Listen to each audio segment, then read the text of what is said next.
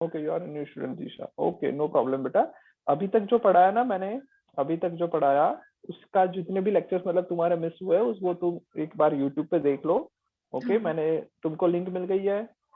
हाँ sir. Okay तो link मिल गई होगी तो उसमें तुम एक बार देख लो। आज जो सो एग्जाम्पल, सॉरी एग्जाम्पल नहीं, एक्सरसाइज 2.3 ये वाला दिख रहा हो तुमको?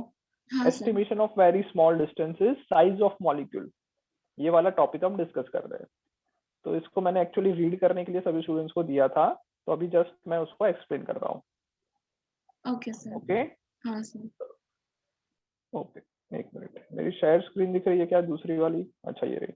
ओके सो इसके अंदर क्या है बेटा, एक ऑलिक एसिड करके एक एसिड है जो हाइड्रोफोबिक एंड हाइड्रोफिलिक दोनों होता है। हाइड्रोफोबिक मतलब वाटर से दूर जाने वाला, रिपेल करने वाला। हाइड्रोफिलिक मतलब वाटर से अट्रैक्ट करने वाला। तो जब मैं वाटर के लेयर पे जब मैं ये ऑलिक एसिड डालता हूँ तो उसके मॉलिक्यूल कुछ डायग्राम में जो मैंने दिखा है उस तरह से अरेंज हो जाते हैं। मतलब एक एक मॉलिक्यूल का मोनो मॉलिक्यूलर लेयर बन जाता है। ओके मतलब सिर्फ एक ही मॉलिक्यूल होगा, उसके ऊपर दूसरा मॉलिक्यूल नहीं आएगा। ऐसा कब कब बनेगा? जब मैं ओलिक एसिड का कॉन्सेंट्रेशन बहुत स्मॉल रखूंगा। यहाँ तक समझ में आ गया? कोई डाउट? ओके अब मेरे को क्या करना है, अब मेरे को एक सॉल्यूशन बनाना है। ओके जिसमें ओलिक एसिड उसका कॉन्सेंट्रेशन हो, कॉन्सेंट्रेशन जो है वो बहुत कम रखना है। कितना कम रखना है? तो 1/400। इसका मतलब वॉल्यूम टू वॉल्यूम रेशियो ये दिया हुआ है 1/400। ओके वॉल्यूम बाय वॉल्यूम, तो इसका मतलब कोई समझा सकता है? कॉन्सेंट्रेशन इतना है, इसका मतलब क्या हुआ? 1/400 वॉल्यूम ऑफ ओलिक एसिड और 400 द वॉल्यूम वॉल्यूम में of 1 volume solution. Oleic acid हो। ओके मतलब मेरे को एक ऐसा कंटेनर चाहिए, let's this is my container. इस कंटेनर के अंदर मेरे को ओलिक एसिड भरना है और कुछ इस तरह से भरना है कि उसका कॉन्सेंट्रेशन हो जाए 1/400। विच मीन्स अगर मान लो ये 400 ml है, रेड कलर का जो मैं दिखा रहा हूँ दैट इज अल्कोहल। ओके और जो ओलिक एसिड में दिखा रहा हूँ लेट्स से वो ब्लू कलर से दिखा रहा हूँ। तो 400 ml के अंदर सिर्फ 1 ml ओलिक एसिड हो, ऐसा मुझे इस कॉन्सेंट्रेशन का मेरे को सॉल्यूशन बनाना है। समझ में आ रहा है? Yes yes sir. तो ये कॉन्सेंट्रेशन बनाने के लिए हम लोग क्या करेंगे, ये कॉन्सेंट्रेशन बनाने के लिए हम लोग क्या करेंगे? तो हम क्या करते हैं, दो बार काम करते हैं, दो चीज में कन्वर्ट करते हैं। कैसे कन्वर्ट करेंगे? देखो मैंने पहले क्या किया, एक कंटेनर लिया। ओके एक कंटेनर लिया, इसके अंदर एक मिनट, ये let's say this is a container. इसके अंदर मैंने जो अल्कोहल लिया, अल्कोहल का 20 सेंटीमीटर क्यूब लिया। 20 सेंटीमीटर क्यूब मैंने अल्कोहल लिया। टोटल मैंने एक काम करते हैं 19 सेंटीमीटर क्यूब अल्कोहल लिया। और ओलिक एसिड मैंने डाला कितना? ओलिक एसिड सिर्फ 1 सेंटीमीटर क्यूब डाला। कोई डाउट? ओके ये है 1 सेंटीमीटर क्यूब, इतना मैंने ओलिक एसिड डाला और 19 सेंटीमीटर क्यूब मैंने अल्कोहल डाला। अब यहाँ पे अल्कोहल इसलिए यूज करते हैं बेटा because alcohol and oleic acid एक साथ मिक्स हो जाते हैं। वाटर के साथ करेंगे तो वाटर और ओलिक एसिड एक साथ मिक्स नहीं हो सकते। ओके वो रिपेल करता है। सो हम लोगों ने अल्कोहल इसलिए यूज किया बिकॉज ओलिक एसिड उसमें अच्छी तरह से मिक्स हो जाता है। तो ये पूरा एक कंटेनर बन गया जिसके अंदर टोटल वॉल्यूम 20 सेंटीमीटर क्यूब है। 1 सेंटीमीटर क्यूब क्या है? 1 centimetre cube oleic acid, 19 centimetre cube alcohol है। कोई डाउट?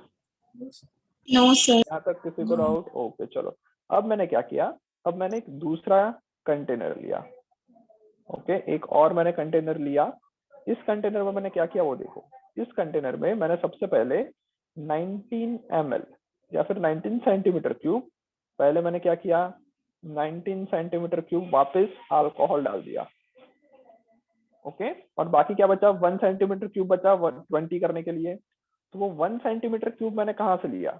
तो मैंने 1 सेंटीमीटर क्यूब इस सॉल्यूशन का ले लिया। समझ में आ रहा है? इस सॉल्यूशन से 1 centimetre cube, 1 centimetre cube solution मैंने इस दूसरे वाले में डाला। तो इसका मतलब क्या हुआ? इसका मतलब क्या हुआ, इसके अंदर इसमें ओलिक एसिड कितना होगा, ये जो दूसरा सॉल्यूशन बना इसमें ओलिक एसिड कितना होगा,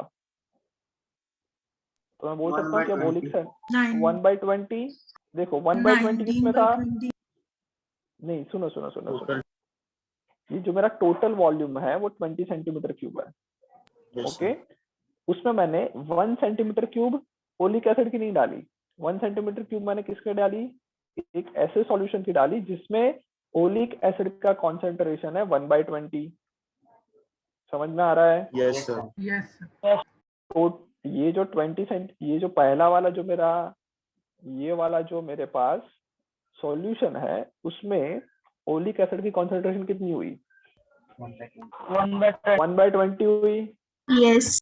ओलिक एसिड 1 ml है और बाकी 20 ml पूरा सॉल्यूशन, तो total volume to volume ratio जो है that is 1/20 for oleic acid. अब मैंने क्या किया, उसकी एक बूंद ले ली, उसकी एक बूंद या फिर उसकी 1 सेंटीमीटर क्यूब ले लिया, तो इस 1 सेंटीमीटर क्यूब के अंदर ओलिक एसिड 1/20 ही होगा। आ रहा है समझ में? Yes sir. Yes, sir.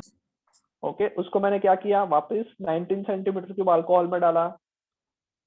Okay, total volume कितना बना, टोटल वॉल्यूम कितना बना, 20 बना, 20 सेंटीमीटर क्यूब। तो अब मैं ये लिख सकता हूँ कि this is my concentration of oleic acid, concentration of oleic acid. समझ में आया? Yes sir. क्या है स्पेलिंग, ओलिक एसिड, समझ में आ गया? So this is my concentration of oleic acid. मतलब अब मैं इसमें से, ये जो मेरा सॉल्यूशन है उसमें से जो भी कॉन्सेंट्रेशन होगी वो होगी 1/20 डिवाइडेड बाय 20, मतलब कितनी हो गई, 1/400। ये समझ में आ गया? Yes sir. ओके, इतना मैंने ओलिक एसिड लिया, इसका मैं जितना भी वाटर लूंगा इस सॉल्यूशन में से, मैं जितना भी पानी मतलब जितना भी सॉल्यूशन लूंगा उसमें ओलिक एसिड 1/400 की कॉन्सेंट्रेशन में होगा। कोई डाउट? समझ में आया? ओके, अब मैं क्या कर रहा हूँ, अब हमारा एक्सपेरिमेंट स्टार्ट होता है। ये तो हमने सॉल्यूशन बनाया। ओके, अब मैं क्या करूंगा, इस सॉल्यूशन में से ओके लेट्स से कुछ ड्रॉपलेट्स लिए मैंने, इस सॉल्यूशन के कुछ ड्रॉपलेट्स कहाँ डाले, पानी की सरफेस पर डाले। समझ में आया? इस सॉल्यूशन के कुछ ड्रॉपलेट्स मैंने कहाँ डाले, वाटर की सरफेस पे डाले। तो उसमें जो ओलिक एसिड था, क्योंकि वाटर और अल्कोहल एक दूसरे से क्या हो जाता है, Mix. Water and alcohol mix हो जाता है। ओके, सो इसके अंदर क्या है, ये सॉल्यूशन में अल्कोहल है एंड ओलिक एसिड है जो ऑलरेडी मिक्स्ड है। जब मैं इन दोनों को वाटर में डालूंगा तो अल्कोहल तो वाटर के साथ में मिक्स हो जाता है, बट ओलिक एसिड मिक्स नहीं होता। तो ये जो फिल्म बनेगी वो किसकी बनेगी, ये फिल्म किसकी बनेगी, ओलिक एसिड की बनेगी। अल्कोहल सारा वाटर में डिसॉल्व हो गया। कोई डाउट? No, sir. यहाँ तक कोई डाउट? ओके, बढ़िया। अब मान लो लेट्स से मैंने ये जो सॉल्यूशन में से जो लिया, लेट्स से वो लिया V अमाउंट ऑफ, एक मान लो एक ड्रॉपलेट में V जितना वॉल्यूम आ रहा है, जो मैं ड्रॉपर से एक ड्रॉप डाल रहा हूँ उसमें V जितना वॉल्यूम आ रहा है, और ऐसे मैंने N ड्रॉप डाले हैं। तो टोटल मैंने कितना सॉल्यूशन लिया, N इंटू V जितना सॉल्यूशन लिया। ये समझ में आया? Yes, sir. Yes, sir. जो मैं ड्रॉपर से ले रहा हूँ उसके अंदर मान लो V जितना वॉल्यूम है एक बूंद में, ऐसे में कितने बूंद गिरा रहा हूँ, N जितने बूंद गिरा रहा हूँ। तो टोटल NV जितना वॉल्यूम मैंने सॉल्यूशन का लिया। ओके, अब सॉल्यूशन का NV जितना वॉल्यूम को मैं मल्टीप्लाई करूंगा 1/400 से, तो मुझे क्या मिलेगा, Concentration of Concentration of Concentration of oleic oleic acid. acid. Okay, तो इतना मैंने ओलिक एसिड डाला, ऐसा बोल सकता हूँ, इतना वॉल्यूम ओलिक एसिड डाला मैंने इसमें पानी में। समझ में आ रहा Yes, है? sir. So this is what total volume of oleic acid. ये क्या है, total volume of oleic acid. कोई डाउट? जो यहाँ पे फिल्म बना रहा है वो वाला। समझ में आया यहाँ तक? Yes sir. ओके, अब बेटा कोई भी चीज का वॉल्यूम जो होता है, कोई भी चीज का वॉल्यूम होता है उसको मैं एरिया मल्टीप्लाई बाय हाइट बोल सकता हूँ। Yes, sir. Yes. ये जो यहाँ पे सर्कल, ये जो सर्कल तुमको दिख रहा है, ओके, उसका रेडियस तुम मेजर कर सकते हो या फिर डायमीटर तुम मेजर कर सकते हो। पानी के अंदर जो एक फिल्म बन रही है, उसका डायमीटर तुम मेजर कर लो। ओके, तो इसका डायमीटर लेट्स से d आया, तो this is my diameter which I can measured in the experiment. अगर डायमीटर इतना है तो एरिया हो जाएगा कितना, पाई आर स्क्वायर, हाँ या ना? Yes, sir. Pi into R square मेरा एरिया हो गया। और वॉल्यूम पूछे तो वॉल्यूम कितना हो जाएगा, तो मैं ऐसा सोच सकता हूँ कि एक बहुत ही स्मॉल सिलेंडर है, Yes, sir. ये जो तुमको सर्कल दिख रहा है वो एक्चुअल में बहुत ही स्मॉल सिलेंडर है, जिसके अंदर ये इतनी हाइट होगी, मोनो एटॉमिक जो है वो उसकी हाइट होगी। समझ में आ रहा है? ये जो Yes, sir. सिलिंड्रिकल, ये जो सर्कल मैंने बनाया उसकी हाइट कितनी होगी, बिकॉज मैंने थोड़ी देर पहले ही बताया कि जो ओलिक एसिड होता है वो मोनो एटॉमिक लेयर बनाता है, तो उसकी हाइट कितनी होगी, ओलिक एसिड के मॉलिक्यूल के डायमीटर जितनी होगी। Yes, sir. समझ में आ रहा है? तो ये जो टोटल वॉल्यूम है, that volume will be equal to area multiply by what, multiply by molecular Diameter. Diameter of oleic acid. समझ में आ गया? Yes, sir. Okay, so area कितना है, पाई आर स्क्वायर, ये पूरी चीज तुम्हें पता है, पाई भी पता है, आर भी तुम लोगों ने मेजर कर लिया, diameter of film find out करके आर भी मेजर कर लिया, मल्टीप्लाई बाय मॉलिक्यूलर डायमीटर को मैं डी लिख लेता हूँ। Okay, this will be equal to what, total volume तुम्हारे पास है Vn upon 400, this is total volume of folic acid. समझ में आ गया? Yes, sir. तो इसके अंदर देखो सारी चीजें पता है, इसके अंदर सारी चीजें पता है, पाई की वैल्यू पता है, रेडियस ऑफ द फिल्म पता है, डी हमें फाइंड आउट करना है, बी मतलब एक ड्रॉप का वॉल्यूम, तो तुम ड्रॉप कर रहे हो उसका वॉल्यूम भी तुम्हें ऑलरेडी पता है, एन मतलब कितने ड्रॉपलेट तुमने वाटर पे डाले, तो वो भी तुम्हें पता है, डिवाइडेड बाय 400, सब कुछ पता है, सिर्फ डी नहीं पता, डी फाइंड हो जाएगा इधर से। ओके, सो इस मेथड से मैंने क्या किया, एक छोटे से मॉलिक्यूल की डायमीटर मेजर किया। समझ में आ गया? Yes, sir. Yes, sir. कोई डाउट अब? सर एक बार वापस एक्सप्लेन करो ना। ओके, वो V is कहाँ से equals समझ to में A नहीं आया? into molecular diameter of folic acid and हाँ, वो वाला, ये वाला ना। चलो, सो देखो बेटा, ये समझ में आया कि हम लोग एक फिल्म बना रहे हैं, वाटर के Yes. पार्टिकल, वाटर पे एक ओलिक एसिड की फिल्म बना रहे हैं।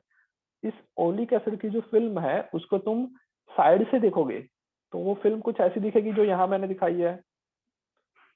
साइड से देखोगे तो ये फिल्म ऐसी दिखेगी। Yes. समझ में आया? तो इस फिल्म का वैसे देखोगे, ऊपर से देखोगे तो सर्कल दिखेगी, साइड से देखोगे तो ये मॉलिक्यूलर का लेयर दिखेगा, एक छोटा सा लेयर दिखेगा। आ रहा है समझ में? Yes. ओके, सो बेसिकली हमारे पास एक डिस्क बन गई। अब अगर इस दोनों को तुम कंबाइन करोगे तो एक डिस्क बन गई। समझ में आया? Yes. जिसका Yes. ऊपर का जो टॉप व्यू देखोगे तो हमें डायमीटर मिलेगा, और साइड व्यू देखोगे तो ये मॉलिक्यूलर का एक छोटा सा डायमीटर मिलेगा। Okay, so volume of oleic acid जो हमने ड्रॉप किया वो मैं इस फॉर्मूला से फाइंड आउट कर सकता हूँ कि volume will be equal to area, मतलब इस पूरे बड़े से सर्कल का area, pi R square, okay, multiply by molecular diameter of oleic acid, जो छोटा सा पार्टिकल है उसका जो पूरा लेयर बन रहा है उसका हाइट हो जाएगी उतनी उसकी। आया समझ में? Yes. ओके, एरिया को मैं लिख सकता हूँ पाई आर स्क्वायर, और मॉलिक्यूलर डायमीटर को मैंने स्मॉल डी लिख लिया, is equals to total volume of oleic acid. तो total volume of oleic acid तुमने यहाँ पे फाइंड किया था, Vn इंटू 1/400, V है volume of one droplet, N है नंबर ऑफ ड्रॉपलेट, 1/400 है कॉन्सेंट्रेशन ऑफ ओलिक एसिड। तो ये मेरा टोटल वॉल्यूम, और यहाँ पे इस तरह से वॉल्यूम निकला, उसमें से D हमें नहीं पता तो D हम फाइंड आउट कर लेंगे, Vn by pi R square into 400। आ गया? Yes, sir. क्लियर? ओके, चलो, सो इसमें और कोई डाउट? अब देखो यही किया है कि जो थिकनेस होगी वो कैसे मिलेगी, total volume of film divided by area of the film. तो ये जो थिकनेस है वही हमारा क्या है, मॉलिक्यूलर डायमीटर है। ओके, कोई डाउट? नहीं नो सर सर, ये एग्जांपल 2.5 मतलब क्या कहना चाहते हैं समझ में नहीं आया। हाँ, एग्जाम्पल 2.5 देख लेते हैं। क्या है देखो, if the size of a nucleus, nucleus की साइज होती है इतनी रेंज में, 10⁻⁻15 10⁻14 जितनी रेंज में होता है, is scaled up to the tip of a sharp pin. एक छोटी सी पिन होती है, न्यूक्लियर बहुत ही छोटा है, बट उसको मैं लार्ज करके कितना बना देता हूँ, एक tip of a pin, tip of the pin जितना लार्ज कर देता हूँ। उसके बाद पूछा व्हाट रफली द साइज ऑफ एटम, अगर न्यूक्लियस की साइज अगर इतनी टिप जितनी कर दी तो एटम की साइज कितनी हो जाएगी, ये पूछा है। समझ में आया क्वेश्चन? यस ओके, अब नीचे और क्या दिया है, assume tip of the pen is to the range of 10⁻⁻4 या फिर 10⁻⁵ मीटर। मतलब मैं क्या कर रहा हूँ, 10⁻⁻15 जिसका रेंज है उसकी रेंज को मैं कितने टाइम्स कर रहा हूँ, 10⁻⁵ टाइम्स कर रहा हूँ। मतलब मैं क्या कर रहा हूँ, पूरी चीज को -15 + 10⁻10 5 से मल्टीप्लाई कर रहा हूँ। समझ में आया? मैंने स्केल अप कितना किया, स्केल अप कितना किया, 10⁻⁻15 से इसको 10⁻⁵ गिना, मतलब 10⁻10 से मल्टीप्लाई किया हर एक चीज को। समझ में आ रहा है? यस सर यस ओके, अब देखो रफली साइज जो होती है, एटम की रफली साइज होती है, एटम की रफ साइज होती है 10⁻10, उसको मैं 10⁻10 से मल्टीप्लाई कर रहा हूँ, तो बचेगा क्या, 1 बचेगा। आ रहा है समझ में? यस सर ओके, सो जब तुम न्यूक्लियस को एक टिप जैसा मान रहे हो, तो जो तुम्हारा एटम है वो 1 मीटर का बन जाता है। समझ में आया? 1 मीटर मतलब Yes, कितना sir. होता है, तुमसे भी ये एग्जाम्पल एग्जाम में नहीं आएगा ये वाला। ओके, ये जस्ट क्या है, तुम्हें रियलाइज करवा रहा है कि न्यूक्लियस कितना छोटा होता है एटम के अंदर।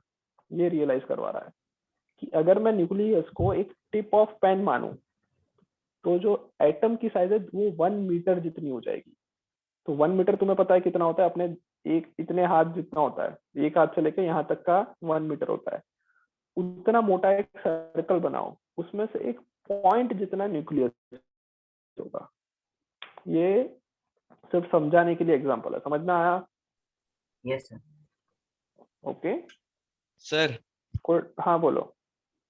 सर जब वो आप मास स्पेक्ट्रोग्राफी समझा रहे थे सर मैं गलती से मतलब लीव हो गया था सर, आप एक और बार उसे मास स्पेक्ट्रोग्राफी बेटा मैंने जस्ट ये बताया था कि वो एक मेथड है जिससे हम लोग आइसोटोप्स का कॉन्सेंट्रेशन कितना है वो फाइंड आउट कर सकते हैं, और मास कितना है वो भी फाइंड आउट कर सकते हैं। उसमें क्या करते हैं, एटम्स लेते हैं, उसके इलेक्ट्रॉन्स को निकाल देते हैं, सारे इलेक्ट्रॉन नहीं, जो आउटर शेल इलेक्ट्रॉन्स है ऐसे इलेक्ट्रॉन्स को निकाल देते हैं। उससे क्या होगा, वो आयोनाइज्ड हो जाएगा, उसके पास पॉजिटिव चार्ज आ जाएगा।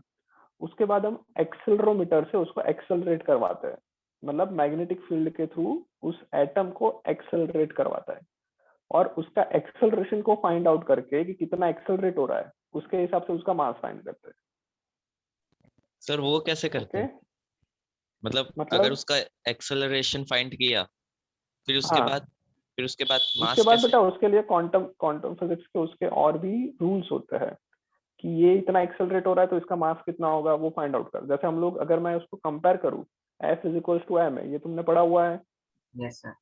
सर वो जिसका उसमें मास ज्यादा वैलिड होगा उसका होगी? एक्सेलरेशन, वो उसमें वैलिड नहीं होगी, बट मैं वही बोल रहा हूँ कि उस तरह का कुछ जो रहता है उसके थ्रू वो लोग कैलकुलेट करते हैं। वो तुम बाद में पढ़ोगे क्वांटम फिजिक्स क्या होता है और किस तरह से फाइंड करना है। Okay, it is an advance technology to find mass of one particle. Yes, sir. Okay, चलो ओके आगे सर। बढ़े। Sir, Yes, sir. ये हाँ बोलो। ओलिक एसिड वाला एक्टिविटी मतलब हमें लर्न होनी चाहिए। लर्न होने की जरूरत नहीं है, जनरली तो नहीं पूछते हैं। ओके, जनरली अभी तक बोर्ड में मैंने या फिर बोर्ड के एग्जाम्स में ऐसे एक्टिविटी नहीं देखी है, बट सिर्फ समझना इंपॉर्टेंट है। ओके, इस चीज को कि किस तरह से फाइंड करते हैं। ओके, चलो, सो ये जो मतलब मैंने जो रीड करने को लिए दिया था वो ऐसे ही टॉपिक्स थे जो generally exam point of view में ये चीजें नहीं आती। ओके, सो एक बार आप लोगों को सिर्फ रीड करने के लिए दिया था। ओके, एटॉमिक क्लॉक एक बार बताएंगे क्या सर? क्या बेटा? एटॉमिक क्लॉक, एटॉमिक क्लॉक बेटा, अच्छा अच्छा, एटॉमिक क्लॉक क्या होता है बेटा? उसके अंदर जो एक सीजियम एटॉमिक क्लॉक है, तो सीजियम एटॉमिक क्लॉक के अंदर जो सीजियम एटम है वो क्या करता है, वाइब्रेट करता है। 1 सेकंड में कुछ बहुत टाइम वाइब्रेशन करता है, जो यहाँ पे दिखाया तुमको, 1 सेकंड में इतने टाइम वाइब्रेशन करता है। उसके वाइब्रेशन से, उसके जो वाइब्रेशन हो रहा है, उस वाइब्रेशन से हम लोग उसको कनेक्ट करते हैं एक इलेक्ट्रोमोटिव, एक इलेक्ट्रोमैग्नेट में कनेक्ट करते हैं, और उसके थ्रू जो तुम्हारे घड़ी के अंदर जो होता है ना, उसको हम उससे कनेक्ट करते हैं। तो जनरली तुमने देखा होगा कि तुम्हारी जो रिस्ट वॉच है, तुम्हारी जो रिस्ट वॉच है, उसके अंदर क्या होता है, जो सेल होता है, सेल के अंदर बहुत ज्यादा एनर्जी होती है। उस सेल की एनर्जी को बहुत स्लोली स्लोली कंज्यूम करके एक स्प्रिंग को अटैच किया जाता है, और वो स्प्रिंग के थ्रू तुम्हारा जो एक गियर सिस्टम होता है, उसके थ्रू तुम्हारा जो सेकंड हैंड है वो हिलता है। ओके, तो रिस्ट वॉच के अंदर डायरेक्ट इलेक्ट्रिसिटी को कन्वर्ट कर रहे हैं हम मैकेनिकल एनर्जी में। तो ये जो इलेक्ट्रिसिटी को डायरेक्ट जब हम कन्वर्ट करते हैं मैकेनिकल एनर्जी में, तो उसके अंदर एक्यूरेसी कम हो जाती है।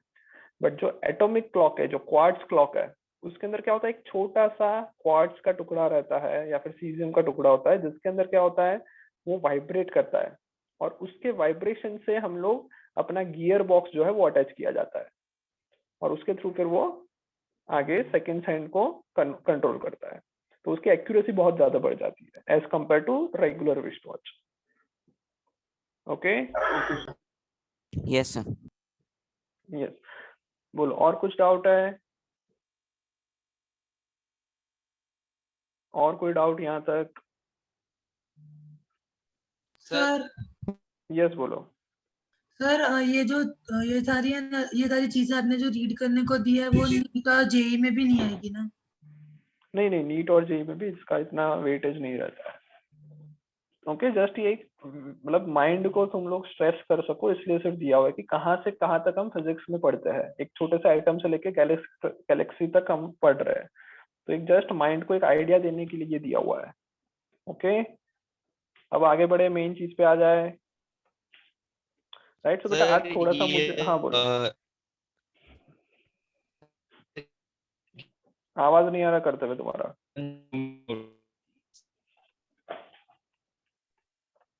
करते हुए आवाज नहीं आ रहा। हेलो हाँ बोलो। सर, ये जो मेजरमेंट ऑफ टाइम में ये जो लास्ट पैराग्राफ दिया है कि 10 की पावर 41 के साथ कोइंसिडेंस, तो सर ये किस वजह से, मतलब नहीं, इसका तुम सोचना है तुम्हें, इसको इसका क्या है वो तुम अपने हिसाब से सोच सकते हो, अभी वो क्लास में डिस्कस नहीं करेंगे। ओके, जस्ट आइडिया दिया है कि सब जगह पे जो एक रेशियो आ रहा है वो कुछ सेम आ रहा है, सिमिलर रेशियो आ रहा है, तो कुछ ना कुछ इसका यूनिफिकेशन जो हम लोगों ने पहले भी पढ़ा, उसके थ्रू कोई लेना देना है। ओके, वो तुम्हें सोचना है। ओके सर, राइट, ठीक है, राइट। चलो अब मेन जो पढ़ाने के पे आते हैं। अभी तक तो तुम लोगों ने रीड कर लिया, अब थोड़ा सा हम लोग पढ़ लेते हैं आज के क्लास में। चलो, सो बेटा आज थोड़ा सा मुझे ऐसा फीवर तो नहीं है, बट थोड़ा सा मेरे को ऐसा है, इसलिए मैं बोर्ड का यूज नहीं कर रहा हूँ, स्क्रीन पे पढ़ा रहा हूँ। ओके, नेक्स्ट टाइम से वापस फिर बोर्ड पे आ जाएंगे। ओके, सो चलो, फर्स्ट जॉब है वो हमारा है accuracy and precision. Okay, accuracy and precision. कोई बता सकता है कि एक्यूरेसी का मतलब क्या होता है? बहुत सिंपल चीज है, correct, accurate value. Answer, sir closeness, accurate value, right. So जो मेजर्ड At the वैल्यू है point. वो केमिस्ट्री एक्चुअल ने वैल्यू बताया। से कितना क्लोज है, एक्चुअल जो ट्रू ओके, वैल्यू है उससे एक्चुअल कितना वैल्यू से क्लोज है। कितना क्लोज है, राइट। सो एक्यूरेसी का मतलब ये होता है कि कोई भी मैं मेजरमेंट कर रहा हूँ, उसके अंदर जो उसकी ट्रू वैल्यू है, ट्रू वैल्यू मतलब उसकी जो एक्चुअल वैल्यू है, उससे मेरा आंसर कितना क्लोज है, उसको हम एक्यूरेसी कहते हैं। समझ में आ रहा है? तो लिखना स्टार्ट करो। The accuracy of a measurement is a measure of sir how last close, के बारे में था ना लिखना? हाँ क्या बोल रहे हो? हाँ, लास्ट में अभी तक कुछ लिखने का नहीं था। नहीं सर, लास्ट क्वेश्चन नंबर 20 करना था ना, उसके बाद तो कुछ नहीं है ना? हाँ हाँ, सिर्फ 20 करना था, उसके बाद यही करना है। ओके, चलो। सो एक्यूरेसी क्या होता है? It is a measure of, accuracy of a measurement is a measure of how close the measured value is to the true value. True value से कितना नजदीक हमारा रीडिंग है, उसको हम लोग एक्यूरेसी कहेंगे। अगर मेरे जो ऑब्जर्वेशन आ रहे हैं, मेरे जो मेजरमेंट आ रहे हैं, वो ट्रू वैल्यू से बहुत ही नजदीक है, तो उसको मैं एक्यूरेट बोल सकता हूँ। अगर नहीं है तो एक्यूरेसी मेरी खराब है, ऐसा बोल सकते हैं। दूसरा है प्रिसीजन। तो प्रिसीजन क्या होता है? जो वैल्यूज हमने मेजर किए वो एक दूसरे से कितना क्लोज है? Resolution. नहीं नहीं नहीं, रिजोल्यूशन। जो हमने वैल्यू मेजर की वो एक दूसरे से कितना क्लोज है उसको मैं हम बोल सकते हैं, उस चीज को भी प्रिसीजन बोल सकते हैं। बट जो मेन चीज है it is the degree of या फिर resolution of our measurement. Okay, मैं थोड़ी देर में इसको एक्सप्लेन करता हूँ, पहले लिख लेते हैं। Precision tells us to what extend या फिर टू व्हाट रिजोल्यूशन और limit the quantity is measured. Okay, precision tells us to what resolution or limit the quantity is measured. अब देखो इसका एक सिंपल एग्जांपल लेते हैं। लेट्स से मैं कोई एक पेन की लेंथ मेजर कर रहा हूँ। ओके, कोई मैंने एक पेन की लेंथ मेजर की, उसकी ट्रू वैल्यू मुझे पता है। ओके, ये मैंने कैसे निकाली वो हम लोग बाद में सोचेंगे कि ट्रू वैल्यू कैसे निकालते हैं। बट मान लो मुझे पता है कि एक पेन की ट्रू वैल्यू है 10.3452 सेंटीमीटर। ओके, ये मेरी ट्रू वैल्यू, एक्चुअल वैल्यू जो है वो ये है। मैंने इस पेन का मेजरमेंट जो किया उसके रीडिंग्स में इधर लिख रहा हूँ। तो जो मेजरमेंट मैं जो कर रहा हूँ वो एक बार तो करूंगा नहीं, एक से ज्यादा बार करूंगा ताकि मुझे पता चले कि एग्जैक्ट वैल्यू कितनी आ रही है। तो मैंने कुछ 3 या 4 मेजरमेंट लिए। तो मैंने पहला जो मेजरमेंट लिया वो आया 10.672, ये मेरा फर्स्ट मेजरमेंट था। उसके बाद मैंने दूसरा मेजरमेंट किया तो आया 10.543 या फिर 5, और तीसरा मेजरमेंट मैंने किया 10.41। ओके, और चौथा मेजरमेंट किया 10.1।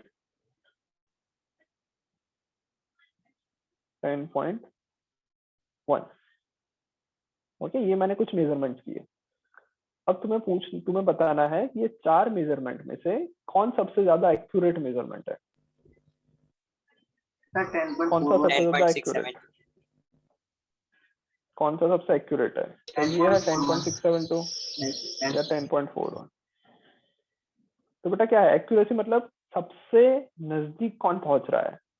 तो देखो ये 10.34 जो है उससे नजदीक 10.67 तो 3 जितना ज्यादा है, 10.52 जितना ज्यादा है, 10.41 0.1 जितना कुछ ज्यादा होगा, 10.1 कितना है मेरा 2 जितना कम है।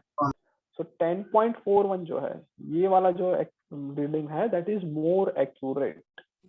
Okay, is more accurate. समझ में आ गया? ये मोर एक्यूरेट वो समझ में आ गया। ओके, अब मैं पूछ रहा हूँ कि प्रिसाइज कौन सा है, which is the precise value. Precise कौन सा है?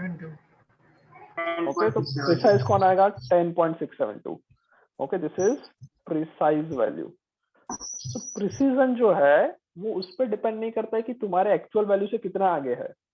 प्रिसीजन जो है वो उसके लीस्ट काउंट पे डिपेंड करता है। देखो सब में मैंने 2 डिजिट तक गया 10.41 में, बाकी 10.5 10.1 में सिर्फ 1 डेसिमल डिजिट तक गया हूं मैं। बट जो पहला मेजरमेंट है उसके अंदर मैं 3 मेजरमेंट मतलब 3 डेसिमल पॉइंट के बाद 3 पॉइंट तक में और एक्यूरेसी से या फिर मैं बोल सकता हूँ और प्रिसाइजली मेजर हो सकता है। आ गया समझ में ये? ओके, तो प्रिसीजन मतलब किस पर डिपेंड करेगा, कोई बता सकता है? प्रिसीजन किस पर डिपेंड करेगा? लीस्ट काउंट पे। ओके, जो इंस्ट्रूमेंट जो है मेरा उसके ऊपर डिपेंड करेगा। कोई डाउट? कोई डाउट? तो नीचे लिख लो accuracy. Accuracy depends on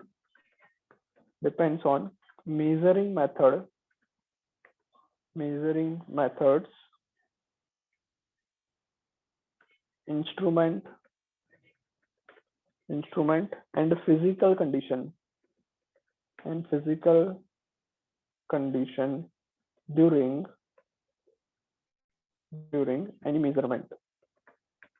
okay, accuracy जो है वो इस पर डिपेंड करेगी कि हमने किस तरह से उसको मेजर किया, मेथड क्या है मेरी। बिकॉज अगर मान लो मेजर करने का मेथड अलग है, ओके, जैसे मान लो लास्ट अभी हम लोगों ने डिस्कस किया ओलिक एसिड के बारे में, अगर मैं वही मेथड यूज करके कोई दूसरी चीज यूज कर, जैसे कि मान लो हम लोगों को पता है कि अगर मैं पानी के अंदर अगर एक ऑयल डालता हूँ तो पानी और ऑयल क्या होता है, क्या एक साथ मिक्स हो जाता है? No, sir. नहीं हो सकता, राइट। बट अगर मुझे पता है कि चलो मिक्स तो नहीं होने वाला, तो मतलब एक ड्रॉपलेट वाटर में, सॉरी एक वाटर के उसमें एक ड्रॉपलेट सिर्फ ऑयल डाला, तो वो भी ऐसे रिंग बनाएगा, सर्कुलर रिंग बनाएगा वो भी, Yes. राइट। तो क्या उस मेथड से मैं ऑयल के मॉलिक्यूल की साइज मेजर करूँ तो सही आएगा? जो मैंने लास्ट मेथड यूज की उसी की जगह पे, ओलिक एसिड की जगह पे मान लो नहीं मैं सर। ऑयल डाल रहा हूँ, नहीं तो क्या वो सही आएगा? नहीं सर। क्यों गलत, कहाँ पे हुआ, कहाँ गलत हुआ? सर वो सर डिजाइन मॉलिक्यूलर लेयर। क्योंकि वो लेयर ही मॉलिक्यूलर, वैसे नहीं बनाएगा। हाँ, वो जो ऑयल की लेयर होगी ना, वो लेयर ओलिक एसिड जैसी नहीं बनेगी। Oleic acid mono atomic layer बनाता है, जबकि ऑयल डालोगे तो ऑयल जो है वो ज्यादा एटॉमिक लेयर बनाएगा, मतलब मल्टी एटॉमिक लेयर बनती है। ऑयल के ऊपर और भी ऑयल पार्टिकल्स होके ऊपर बनाएंगे। सो मेजरिंग मेथड मेरी गलत हो जाएगी। ओके, तो अगर वो गलत हुई तो मेरी ट्रू वैल्यू से मेरा जो आंसर आएगा वो एक्यूरेट नहीं आएगा। ओके, तो इंस्ट्रूमेंट पे भी डिपेंड करेगा, मेजरिंग मेथड पे भी डिपेंड करेगा, और फिजिकल कंडीशन पे भी एक्यूरेसी डिपेंड करेगी। प्रिसीजन जो है वो किस पर डिपेंड करेगा, नीचे लिखो। Precision depends on measuring instrument. Okay, precision जो है वो मोस्टली हर केसेस में, ज्यादातर केसेस में किस पर डिपेंड करता है? मेजरिंग इंस्ट्रूमेंट पर डिपेंड करेगा। लिख लिया? सर यस जैसे बोलो। इसमें 10.672 था, तो अगर इसमें अगर जैसे कि अगर कोई 4 डेसिमल प्लेसेस होता है या 5 डेसिमल प्लेसेस, जितने ज्यादा तो वो मोर प्रिसाइज हो जाएगा। यस, वो ज्यादा प्रिसाइज हो जाएगा। ओके, तो वो कितना ज्यादा हम लोग मेजरमेंट के लिए कितने पॉइंट तक जा रहे हैं, that is your sir precised value. भले ही वो ट्रू वैल्यू से कितना भी दूर हो, उससे फर्क नहीं तो पड़ेगा। सर अगर यस ये बोलो। सर जैसे ट्रू वैल्यू 10.3425 है और हमने हमने निकाली 0.00001, तो वो भी प्रिसाइज होगी? वो भी प्रिसाइज होगी, वो प्रिसाइज होगी, एक्यूरेट अभी भी नहीं है वो। Okay sir.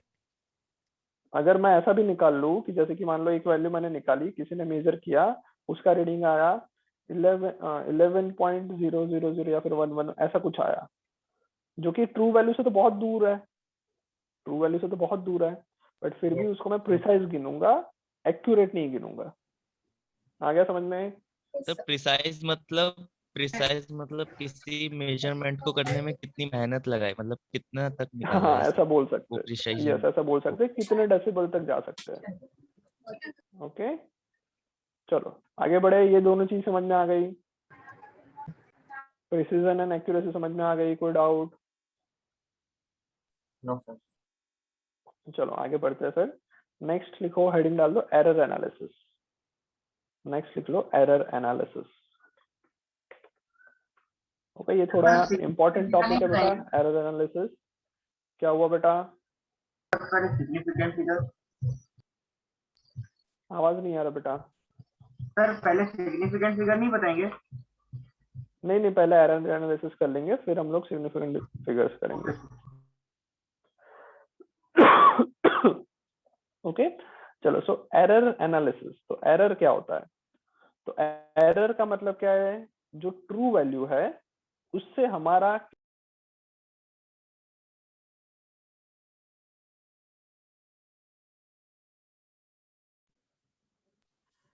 Hello, yes, am I audible? Yes sir. Yes sir. Okay, so बेटा जो हमारा एरर है वो क्या है? एरर का मतलब क्या होता है कि हम लोग अपनी जो ट्रू वैल्यू है उससे कितना गलत आंसर हमारा आ रहा है, उसके अंदर कितना चेंजेस आने पे एरर करेंगे। समझ में आ रहा है? एरर का मतलब समझ Yes, में sir. आया? ओके, सो लिखो the result of every measurement contains some uncertainty,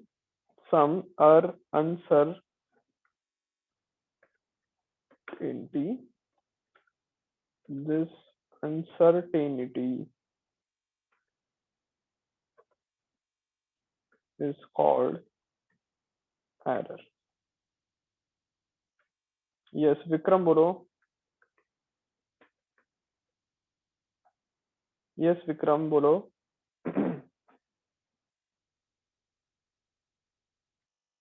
hello. Am I audible? Yes. Yes, sir. Vikram Yes. कुछ बोलना है तुम्हें, बोलो।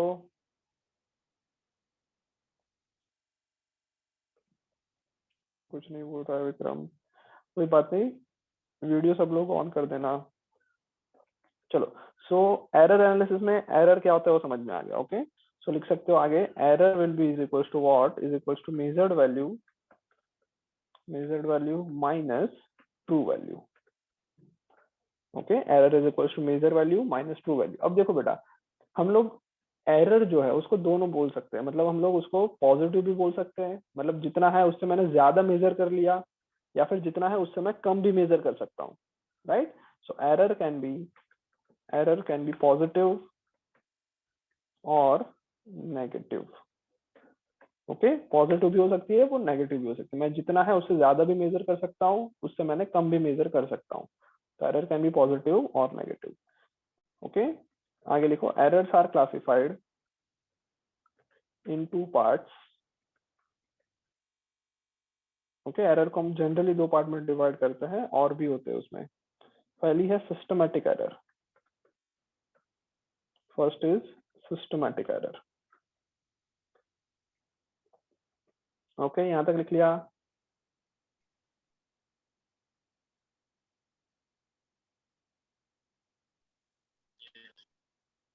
ओके, सो पहली है सिस्टमैटिक एरर। तो जैसे नाम से पता चल रहा है, सिस्टमैटिक एरर का मतलब क्या होगा, नाम से क्या पता चल रहा है? Sir, the error which is caused by क्या? measuring device. सिस्टमैटिक, कोई भी चीज सिस्टमैटिक का मतलब क्या हुआ, हमें पता है कि एरर आने वाली है, इसको हम सिस्टमैटिक एरर कहेंगे। बहुत सिंपल। ओके, मुझे पता है कि इसमें एरर आने वाली है, तो उसको मैं सिस्टमैटिक एरर कहता हूँ। इसमें क्या क्या आएगा, तो जैसे कि मान लो एक मेरे पास स्केल है, ओके, या फिर मान लो हमारे पास एक स्पीडोमीटर है। स्पीडोमीटर सबने देखा होगा। जैसे मैं मेरी बाइक Yes, sir. चालू करता हूँ, तो जनरली अगर मैं रेस्ट पे हूँ तो 0 पे दिखाना चाहिए, उसकी जगह पे कहीं पे उसमें गड़बड़ है, वो ऑलरेडी 10 पे दिखा रहा है। उसका जो पॉइंटर है वो हमेशा 10 पे दिखाता है, मतलब मैं रेस्ट पे हूँ तभी भी मेरी स्पीड दिखा रहा है 10। ओके, तो ये एरर क्या हो जाएगी, it is N systematic error. क्यों? बिकॉज मुझे पता है कि अगर मैं 60 पे चलाऊंगा, अगर वो पॉइंटर 60 दिखा रहा है, तो मेरी एक्चुअल स्पीड कितनी होगी? Sir, actual speed 20. minus 50 10. होने वाली है। समझना है, एक्चुअल स्पीड मेरी 50 ही होने वाली है। सो इस तरह के एरर को हम क्या कहते हैं, सिस्टमैटिक एरर। ओके, जहां में इंस्ट्रूमेंटल एरर आती है, उसके अलावा अगर एक्सपेरिमेंटल मेथड या फिर जो टेक्निक है उसमें अगर कहीं एरर है तो वो भी सिस्टमैटिक में आते हैं, और कुछ पर्सनल एरर्स भी सिस्टमैटिक एरर में आती है। समझ में आ गया सिस्टमैटिक एरर? ओके, सो लिखो systematic errors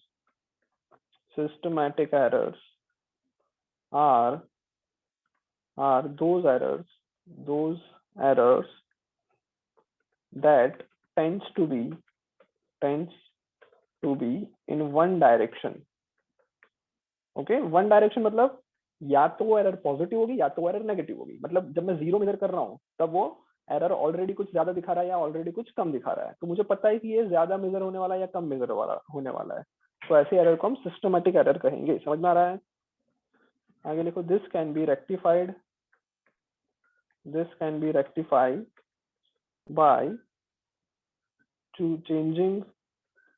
by changing measurement method, comma instrument or personal bias. Okay, systematic error को हम लोग कैसे रेक्टिफाई कैसे करेंगे? तो रेक्टिफाई करेंगे तो या तो मैं मेजरमेंट मेथड चेंज करूंगा, इंस्ट्रूमेंट चेंज करूंगा, या फिर मेरे जो रीडिंग लेने में मैं जो गलतियां कर रहा हूँ उसको चेंज कर सकता हूँ। ओके, इसको हम फर्दर क्लासिफाई करते हैं पहले इंस्ट्रूमेंटल एरर। के बाद में डिजिटल स्पीडोमीटर आ गया जिसमें एक्यूरेट वैल्यू दिखती है हमको। क्या बोल रहे हो बेटा, आवाज नहीं आ रही। सर जैसे डिजिटल स्पीडोमीटर आ गया अब ज्यादातर बाइक। यस, बोल सकते हैं ऐसा। Very good. ओके, ये लिखते जाओ, experimental technique.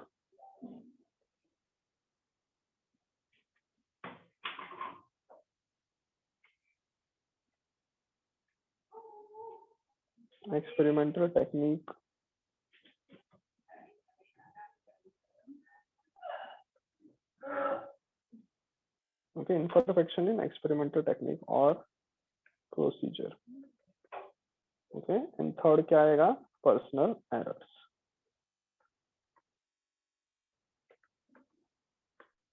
Okay.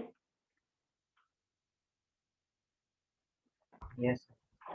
Okay so जो बेटा जो मैंने इंस्ट्रूमेंटल एरर कहा उसके अंदर क्या आएगा, जैसे मैंने पहले ही बताया, एक एक्सपेरिमेंट एग्जांपल दिया कि मेरी जो स्पीड है वो ऑलरेडी 10 दिखा रही है, ऐसी एरर्स को हम जीरो एरर कहेंगे। ओके ऐसी एरर को हम क्या कहेंगे? इंस्ट्रूमेंटल एरर में सबसे पहला क्या आएगा? Zero error. जीरो एरर का मतलब जब भी रीडिंग जीरो आता है तब इंस्ट्रूमेंटल क्या चेंज दिखाता है उसको हम जीरो एरर कहेंगे। कोई डाउट? कोई डाउट यहाँ तक? जीरो एरर समझ में आ गया? Yes sir. ओके उसके अलावा क्या होता है? कोई डिफेक्ट होती है इंस्ट्रूमेंट में, डिफेक्ट इन इंस्ट्रूमेंट, जैसे कि मान लो तुम्हारा स्केल जो है उस स्केल के अंदर मान लो तुम्हारे जो डिविजन्स है वो बहुत पुरानी स्केल हो गई तो डिवीजन धीरे धीरे निकलते गए, कट ऑफ हो गए, तो वो भी क्या आएंगे? इंस्ट्रूमेंटल एरर कहलाएगी। आया समझ में? यस। ओके दूसरा इम्परफेक्शन इन एक्सपेरिमेंट और टेक्निकल प्रोसीजर, तो इसके अंदर क्या आएगा? तो एक तो मैंने बताया कि जो टेक्निकल प्रोसीजर हम कर रहे हैं वो गलत हो सकती है। ओके दूसरा क्या आ सकता है? तो दूसरा हम लोग बोल सकते हैं इसमें कि जो फिजिकल कंडीशन है, physical condition during experiment. Okay जैसे कि मान लो अगर मान लो मैं कोई चीज की लेंथ मेजर कर रहा हूँ बाय स्टील स्केल, स्टील के स्केल से मैं कोई चीज की लेंथ मेजर कर रहा हूँ।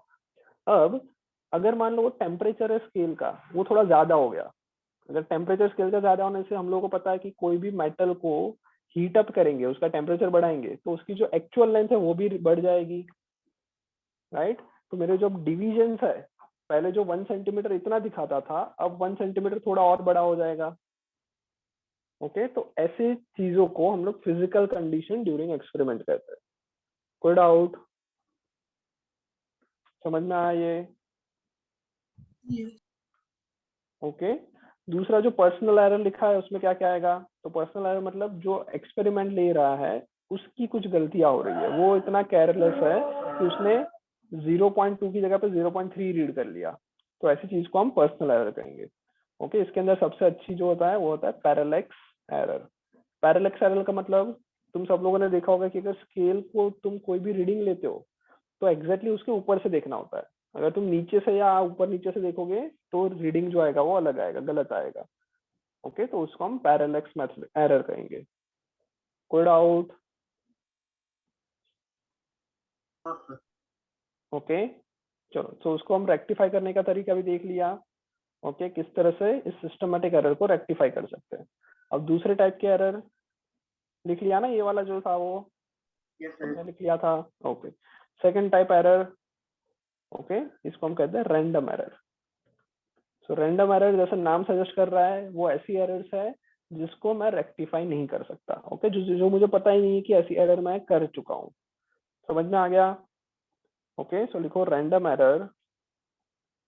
Random errors are those errors which occur irregularly and hence random error are random in terms of size and sign। Okay random error ऐसे जो इरेगुलरिटी से होती है, ओके मुझे पता ही नहीं कि मैं उसको कैसे करेक्ट करूँ, तो उसकी जो साइज एंड साइन का मतलब कितनी एरर, कितनी ज्यादा एरर है उसको साइज कहेंगे। साइन का मतलब जो मैंने एक्चुअल मेजर किया वो एक्चुअल वैल्यू से ज्यादा है या कम है। ओके जो पॉजिटिव एंड नेगेटिव है उसको साइन कह रहे हैं। सो रैंडम एरर का ऐसा कोई साइन या साइज डिसाइड नहीं होता। समझ में आ गया? ओके आगे Yes, sir. लिखो दिस इज अराइज, ये क्यों होती है? Due to random and unpredictable fluctuation in experiment condition. Okay fluctuation in experiment conditions.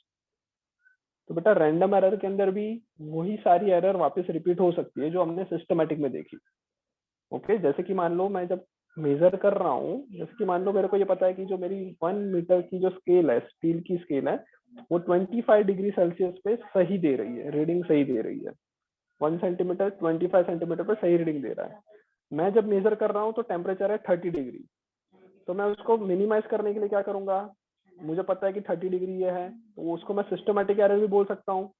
But ऐसा भी हो सकता है कि जब मैं मेजर कर रहा था तब उसका टेम्परेचर 30 डिग्री से थोड़ा सा कम होकर 29.8 हो गया, तो अब क्या हुआ, उसको मैं क्या कंसिडर करूंगा, it will be consider as a random error. समझ में आ रहा है? Yes sir. Random and systematic समझ में आ गया? सर यस बोलो। सर रैंडम एरर और सिस्टमैटिक का डिफरेंस समझ में नहीं आ रहा। क्या समझ में नहीं आया? डिफरेंस दोनों में। डिफरेंस समझ में नहीं आया। ओके, ये बेटा ऐसा समझ सकते हैं कि सिस्टमैटिक एरर होती है जो हमें ऑलरेडी पता है, रैंडम एरर ऐसी होती है जो मुझे पता ही नहीं है कि हो गई। जैसे एग्जांपल दे रहा हूँ कि एक स्टील की स्केल से मुझे कुछ मेजर करना है, वो स्टील की स्केल एग्जैक्ट 1 सेंटीमीटर मेजर कर सकती है जब उसका टेम्परेचर 25 डिग्री सेल्सियस हो, इतना मुझे पता है। कोई डाउट यहाँ तक? यहाँ तक कोई डाउट? एग्जैक्ट वो कब करेगा, जब 25 डिग्री सेल्सियस उसका रेगुलर टेम्परेचर हो, तब वो एग्जैक्ट फाइंड आउट करता है। मैंने देखा कि मैं जिस रूम में मेजर कर रहा हूँ, मैं जिस रूम में एक्सपेरिमेंट कर रहा हूँ, इस रूम का टेम्परेचर 30 डिग्री है, तो इसका मतलब क्या हुआ, स्टील की स्केल थोड़ी बड़ी हो गई होगी, राइट? वो कितनी बड़ी होगी वो मैं फाइंड कर सकता हूँ साइंटिफिक मेथड से, ओके, कि कितनी बड़ी हो गई होगी। तो अगर मैं ये बोल रहा हूँ वो अभी सिस्टमैटिक एरर है, क्योंकि मुझे पता है कि रूम का टेम्परेचर 30 डिग्री है, राइट? अब मैं क्या कर रहा हूँ, जब मेजर कर रहा हूँ, जब ये चीज मेजरमेंट में यूज कर रहा हूँ स्केल को, तब इट इज पॉसिबल, खुशी please mute yourself, yes, so it is possible कि जब मैं जब मैं स्केल से मेजर कर रहा हूँ, उस मेजरमेंट करने के टाइम पे हो सकता है कि रूम का टेम्परेचर 30 से चेंज होके 29.4 हो गया, तो अब रूम मतलब जो अपनी स्केल है वो थोड़ी छोटी हो जाएगी, राइट? तो ये जो है वो अनप्रिडिक्टेबल है। मैं नहीं बोल सकता कि एक्सपेरिमेंट करने के टाइम पे टेम्परेचर 30 का 30 रहा या 30 नहीं रहा। आया समझ में? हाँ तो एक ही चीज जो टेम्परेचर में चेंज है उसको मैं सिस्टमैटिक एरर भी मान सकता हूँ और उसको रैंडम एरर भी कंसिडर कर सकते हैं। समझ में आ गया? ओके सर, तो मतलब अगर पता हो डिफरेंस तो ये है, फिर हाँ, पता हो तो सिस्टमैटिक सिस्टमैटिक, और ना पता हो तो रैंडम। ना पता हो तो रैंडम एरर कह लेंगे। Okay, thank you. चलो अब बेटा एक बात बताओ, ये जो रैंडम एरर है उसको मिनिमाइज करना है, क्या करना पड़ेगा? टू मिनिमाइज रैंडम एरर क्या करेंगे बताओ, सोचो,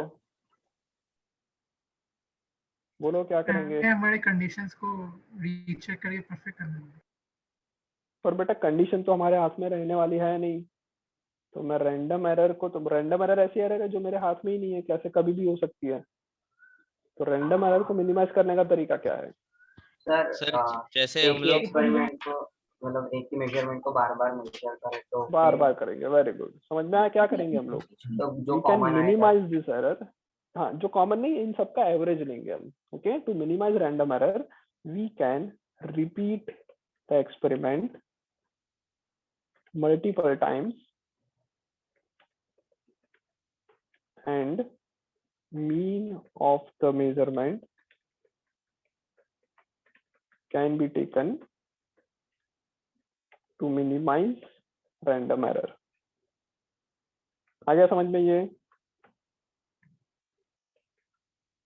कोई डाउट रैंडम एरर में? समझ में आ गया? यस सर, समझ रहा ओके, दूसरी बेटा एक वो है least count error. Okay, next error है लीस्ट काउंट एरर। सो लीस्ट काउंट एरर एक सिस्टमैटिक एरर भी कंसिडर की जाती है, इसको मैं रैंडम में भी डाल सकता हूँ, बिकॉज देखो लीस्ट काउंट एरर क्या होती है। सो जो स्मॉलेस्ट जो होता है उसको हम लीस्ट काउंट कहते हैं, ये हम लोगों ने लास्ट टाइम भी पढ़ा था। The smallest value that can be measured by an measuring instrument is called its least count. Okay, कोई डाउट? ओके, अब देखो ये लीस्ट काउंट एरर तो ऐसी एरर है जिसको मैं रैंडम भी बोल सकता हूँ और सिस्टमेटिक भी बोल सकता हूँ, बिकॉज इसके लिए तो मैं कुछ भी नहीं कर सकता कि जो लीस्ट काउंट 0.03 है एक पर्टिकुलर 0.01 है एक पर्टिकुलर इंस्ट्रूमेंट का, तो उसका लीस्ट काउंट मैं चेंज नहीं कर सकता unless I change the instrument. Okay, so आगे लिखो, the least count error belongs to the category of random error but within a limited size. It occurs with both systematic and random errors. Okay, ये least count error जो है वो क्या है, limited size की error है, because उसको मैं चेंज नहीं कर सकता।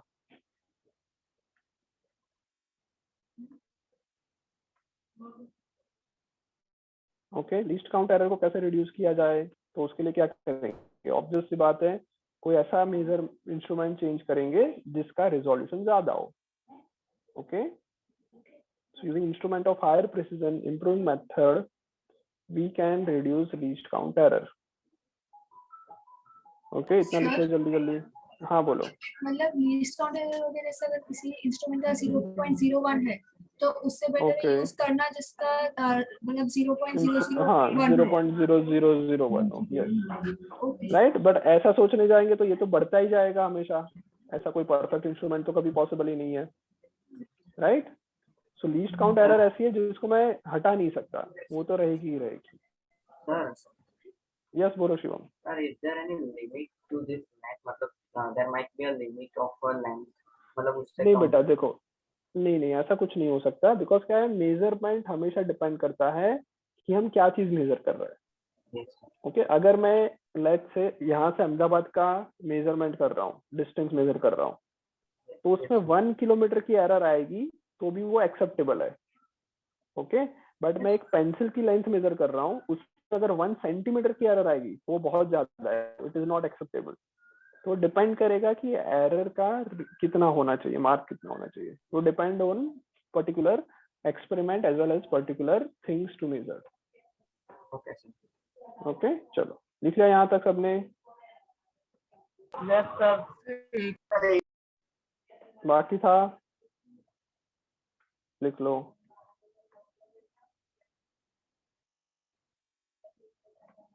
चलो आगे बढ़े। हाँ। ओके, सो एक काम करता हूँ बेटा, मैं अब तो एनसीईआरटी का ही पूरा है, सो बेटर है मैं एनसीईआरटी शेयर करके एक बार पढ़ा देता हूँ। नेक्स्ट टाइम से बेटा हम लोग बोर्ड का यूज करेंगे, ओके, डोंट वरी। चलो, so next is absolute error, relative error and percentage error. Okay, तो अब जो हम लोग करने वाले हैं उसका काम क्या है, उसका काम यह है कि जो रैंडम एरर हुई है उसको मिनिमाइज करना है। ओके, तो रैंडम एरर का मिनिमाइज का प्रोसीजर है वो ये सारी है। सो किस तरह से मिनिमाइज करना है, तो हम लोगों ने पहले ही पढ़ा कि रैंडम एरर को मिनिमाइज करने के लिए क्या करेंगे, मैक्सिमम टाइम्स हम लोग ऑब्जर्वेशन या फिर रीडिंग करेंगे। ओके, सो सबसे पहले, अच्छा एक और क्वेश्चन इससे पहले कि जो ट्रू वैल्यू है, क्या ट्रू वैल्यू कभी मैं फाइंड आउट कर सकता हूँ? No, sir. Yes, sir. True value तो कभी फाइंड नहीं कर सकता। Average is. एक पेंसिल की लेंथ कितनी है, एग्जैक्ट वैल्यू तो मैं फाइंड ही नहीं कर सकता, बिकॉज मेरे को मेजर करना पड़ेगा, और मेजर करेंगे तो उसमें कुछ ना कुछ एरर रहेगी। Okay, so true value find करने का सिंपल तरीका क्या करेंगे, जितनी बार मैं मेजरमेंट कर रहा हूँ उन सबका एवरेज ले लेके वो जो एवरेज आया that is known as true value. समझ में आया true value? Yes, sir. True value सबको समझ में आया? चलो, सो बेटा यहाँ पे वही चीज दे रखी है कि अगर मान लो हम लोग एक रीडिंग ले रहे हैं, पहला रीडिंग को A1 बोला, दूसरे को 2, A3, ऐसे n टाइम्स मैंने रीडिंग ली, तो ये सारे A1 से लेके AN जो है वो मेरी वैल्यूज है, उसका जो मीन आएगा वो कैसे मिलेगा, सबको ऐड करके divided by number of observations. तो ये जो मीन है this is known as true value. समझ में आ गया? ये समझ में आ गया, ए मीन समझ में आ गया सबको? हाँ तो हमने सर। पहला क्या किया, पहला काम किया ट्रू वैल्यू फाइंड करने का। ओके, आगे बढ़े यहाँ तक, 2.5 तक समझ में आया सबको?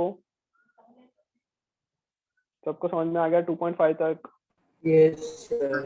ओके, सो हमने ट्रू वैल्यू निकाल ली। अब एब्सोल्यूट एरर क्या होती है? ओके, सो एब्सोल्यूट एरर क्या होती है, the magnitude of the difference between the true value and the quantity of the individual measurement value is called absolute error of the measurement. This is known as absolute error. Absolute error क्या होता है, तो मैं क्या करूंगा, मुझे true value मिल गई, okay ध्यान से सुनो, मेरे को ट्रू वैल्यू मिल गई, उसके बाद मैं क्या करूंगा, ये मैंने क्या किया, इसको बताओ। ये मैंने क्या किया, जो ट्रू वैल्यू है उसमें से पहला ऑब्जर्वेशन है उसको माइनस कर दिया। Okay, difference in first observation and the true value. इससे मुझे क्या मिला, इससे मुझे मिला Error. In my first observation, पहला जो एक्सपेरिमेंट किया उसमें कितनी एरर है उसको मैंने लिखा डेल्टा A1। समझ में आया? ओके, उसके बाद मैंने क्या किया, वैसा ही मैंने सेकंड के लिए किया, जो ट्रू वैल्यू आई माइनस सेकंड ऑब्जर्वेशन किया, उससे मुझे मिला कि जो सेकंड टाइम मैंने ऑब्जर्वेशन किया उसमें कितनी एरर है। ऐसा करते गया करते गया करते गया AN तक किया, जो लास्ट मैंने ऑब्जर्वेशन लिया उसको भी मैंने ट्रू वैल्यू से माइनस किया, तो उससे मेरे को लास्ट रीडिंग में कितनी एरर आई वो फाइंड की। अब इन सबका मीन ले लूंगा, इन सबको मीन ले लूंगा, तो उसको हम क्या कहेंगे, मीन एब्सोल्यूट एरर। समझ में आ रहा है? मीन एब्सोल्यूट समझ में Yes, आया? Yes, sir. ओके, समझ। ये जो डेल्टा A1 डेल्टा A2 ये जो ले रहे हैं, this are known as what, इसको हम क्या कहेंगे, Error. कैसी एरर, Absolute error. इसको मैं Absolute error. एब्सोल्यूट एरर कहेंगे। ओके, और इन सबका भी एवरेज ले लूं, इन सबका एवरेज ले लूं, तो उसको क्या कहूंगा, mean Final error. Mean absolute Absolute error, mean absolute final error. Mean absolute error. Okay, जो बी पार्ट में दिया हुआ है। सो देखो बी पार्ट में क्या किया, the arithmetic mean of all absolute error is taken as a final mean और absolute error, okay, of the total value. So मैंने सभी एरर का मीन लिया, इंडिविजुअल एरर को ऐड किया। अच्छा, एक और चीज बेटा, ये देखो, एरर को जब ऐड करेंगे तो पॉजिटिव या नेगेटिव नहीं देखेंगे। मीन वैल्यू में जो एरर हम लोग ऐड किया, मीन निकाला, तो उसमें पॉजिटिव या नेगेटिव नहीं देखना है। समझ में आया इसका मतलब? Yes, sir.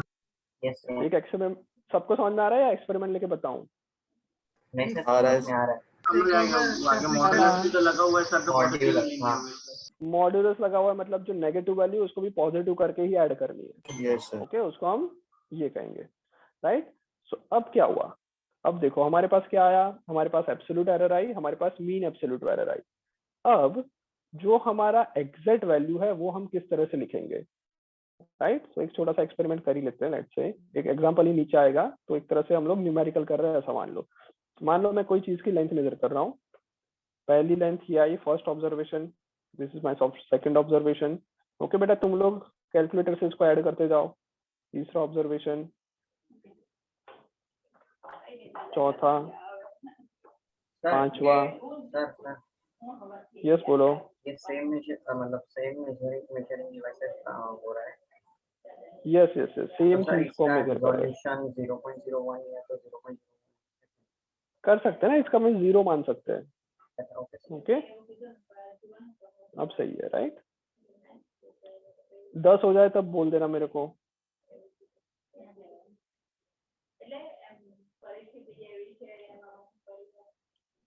8 हुए ना?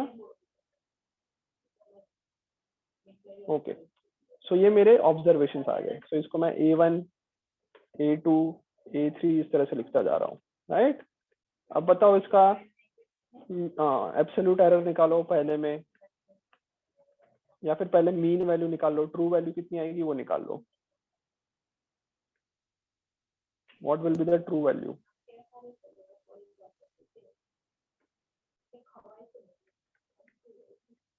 चलो 9 ही है, कोई बात नहीं, या फिर 10 कर लेते ताकि डिवीजन करना इजी रहे। 87, चलो। सो बताओ कितना आया तुम्हारा, इन सब का ट्रू वैल्यू कितना आया?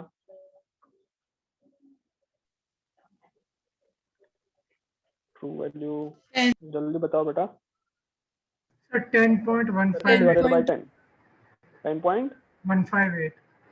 158. 158 तक नहीं लिखेंगे, 15 ही लिखेंगे। समझ में आया? क्यों? बिकॉज हमारा यस 10.158 नहीं लिखेंगे, 10.15 लिखेंगे। क्यों? बिकॉज हमारा ऑब्जर्वेशन 2 डेसिमल पॉइंट तक जा रहा है, तो जो 8 आएगा that will be an error, तो हम लोग इतना ही लिखेंगे। ओके, उसके बाद एब्सोल्यूट एरर डेल्टा ए को मैं ऐसा लिखता हूँ। ओके, मेरे पास अभी वो है नहीं। सो डेल्टा A1 बताओ कितना आएगा? डेल्टा A1 के लिए ट्रू वैल्यू के लिए -0.25 सर हमने हाँ, इसका बोलो। मीन कहाँ निकाला? ये निकाला 10.15, सबका ऐड किया तूने? ये अच्छा अच्छा, ठीक है ठीक है। इस मैं बोला तो सही सबको कैलकुलेटर लेके इसको कैलकुलेट करके आंसर बोलो। ओके, तो मैंने मीन निकाल लिया। अब पहले का एब्सोल्यूट एरर कितना, माइनस .2 0.25। ओके, दूसरे का error 0.15 minus delta two minus 0.15 0.15। तीसरे का माइनस 0.28 0.28।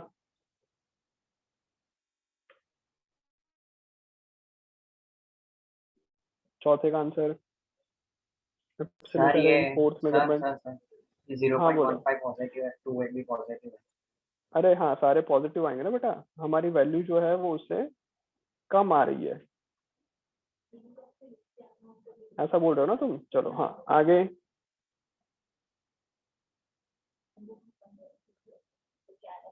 नेक्स्ट फोर्थ का बताओ। 0.006 0.37 फोर्थ का 0.006 अरे कहाँ से 0.006 बेटा, 10.52 को कम करो किसमें से, ये 0.37, 10.15 0.37 आएगा ना। फिफ्थ का बताओ। 0.05 0.05। सिक्स्थ का बताओ। माइनस 0.03 -0.03।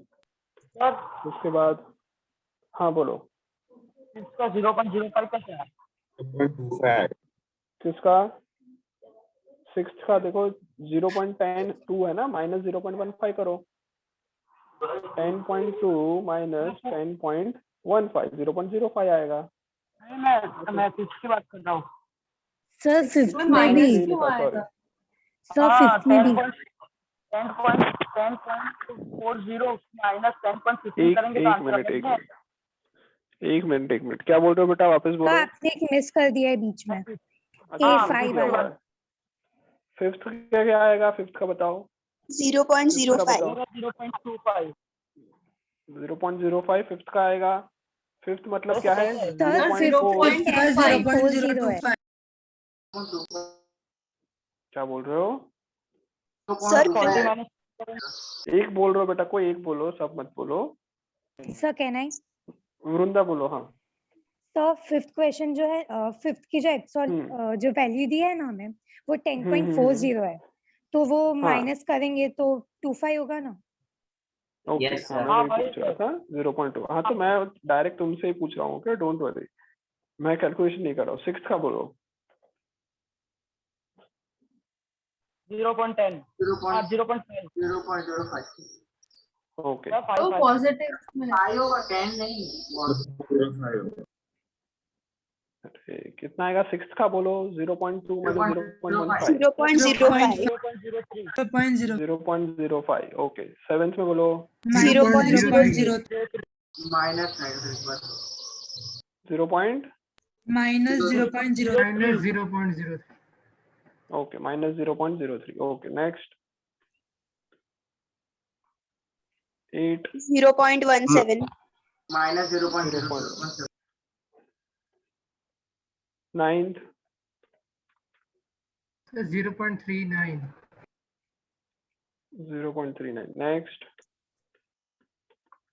0.28 minus 0.28 right. तो मैंने ये प्लस माइनस अभी तो मैंने लिख लिया, बट अब जब इसका एब्सोल्यूट निकालेंगे, ओके, जिसको हम लिखेंगे डेल्टा ए मीन।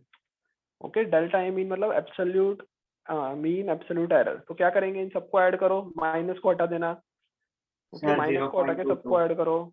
0.25 प्लस 0 सबने कर लिया। 0.22 आ रहा है। 0.22 ओके तो देखो जब ये मीन एरर निकालता हूं मैं तो वो 0.22 आया।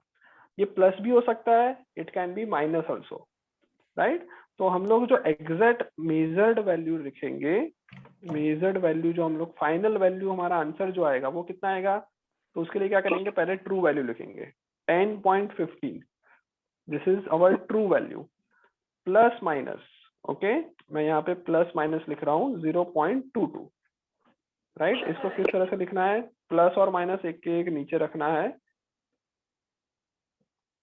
Okay so plus and minus 0.22, this is my final value. समझ में आ रहा है? This is my final answer. इस तरह से हम लोग क्या लिख सकते हैं, टोटल फाइनल जो आंसर है वो लिख सकते हैं। कोई डाउट?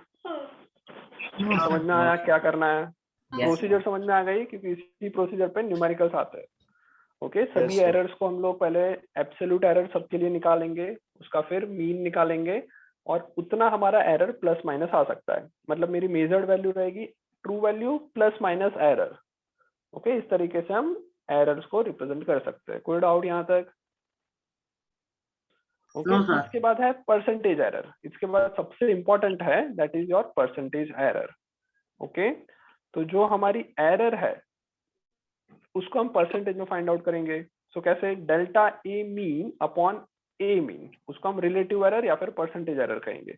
मतलब इस क्वेश्चन के अंदर अगर देखेंगे हम, तो मेरी एरर कितनी आ रही है, एरर कितनी आ रही है, एरर को क्या लिख सकता हूँ मैं, एरर मेरी आ रही है 0.22। ओके ये कब आ रही है, जब मेरी मेजर्ड वैल्यू जो है वो कितनी है, 10.15। 10.15 मेजर करने में 0.22 जितनी एरर आ रही है, तो रिलेटिव एरर किसे कहेंगे। सो रिलेटिव एरर का मतलब होता है 0.22 डिवाइडेड बाय 10.15। तो कितनी आई बताओ रिलेटिव एरर, रिलेटिव एरर कितनी आएगी, 0.22 divided by 10.15, 0.021। This is my relative error. उससे पता क्या चलता है, रिलेटिव एरर सबसे इंपॉर्टेंट इसलिए है बिकॉज इससे मेरे को परसेंटेज एरर पता कर सकते हैं। इसको परसेंटेज में निकालेंगे तो 100 से मल्टीप्लाई करते हैं, 100 से मल्टीप्लाई करेंगे तो कितना आएगा, 2.1। मतलब मेरे रीडिंग में 2.1 जितने परसेंटेज एरर है, इतना एरर है। ओके समझ में आया? अगर मान लो एक काम करते हैं, अगर इसी की जगह पे ये पूरा जो एक्सपेरिमेंट है इसमें ये 10 जो वैल्यू है बहुत छोटी वैल्यू ली है मैंने, अगर मैं इसको बढ़ा देता हूँ, लेट से मेरा रीडिंग ये आ रहा है, अगर मेरा रीडिंग ऐसा आ रहा है 100 हो रहा है, ऐसा समझ लो, मान लो। ओके ये मेरा रीडिंग्स आ रहे हैं, तो जो ट्रू वैल्यू है वो बहुत बड़ी हो जाएगी। ट्रू वैल्यू जो है वो 100.15 ऐसा मान लो, एक्चुअल में वो नहीं आएगी बट मान लेते हैं। तो क्या हुआ, उससे मेरा रिलेटिव एरर कम हो जाएगा। अगर ये मेजर्ड वैल्यू 100 के टर्म्स में होती तो मेरा रिलेटिव में भी एक और जीरो लग जाता और परसेंटेज के अंदर 0.21 हो जाता। तो अब मेरी एरर जो है 0.21%, ये एक अच्छा मेजर्ड वैल्यू बोल सकते हैं। ओके एरर जितनी कम हो उससे बेटर ये चेक करना है कि रिलेटिव एरर कितनी कम है। कोई डाउट? समझ में आ गया? रिलेटिव एरर ये सारी चीजें समझ में आ गई? यस हाँ सर समझ आ गया। कैसे निकालते हैं वो समझ में आ गया? Yes sir. हाँ ये रिलेटिव एरर किसके रिलेटिव में? सर यहाँ रिलेटिव पे एरर मतलब, हाँ क्या बोल रहे हो? सर ये सिंबल कौन सा बना हुआ है यहाँ पे? क्या कौन सा बना है? सर ये जो एनसीईआरटी में एक सिंबल बना हुआ है सर, यहाँ एक के सामने ही कौन सा सिंबल है? ये डेल्टा है। रुक जाओ, क्या बोल रहे हो? हाँ डेल्टा, डेल्टा ए मैंने लिखा है ना, वो एनसीईआरटी में डेल्टा है। मैं ए इसलिए लिख रहा हूँ बिकॉज मेरे पास डेल्टा लिखने का कोई तरीका नहीं है। सो A1 लिख रहा हूँ, तुम्हें डेल्टा लिखना है, राइट? Yes sir. ओके सो देखो ये रिलेटिव एरर का फॉर्मूला है, डेल्टा ए मीन मतलब जो एरर आई वो डिवाइडेड बाय जो एक्चुअल अपना ट्रू रीडिंग है वो। परसेंटेज एरर कैसे निकालेंगे, तो इसको 100 से मल्टीप्लाई कर लो, राइट?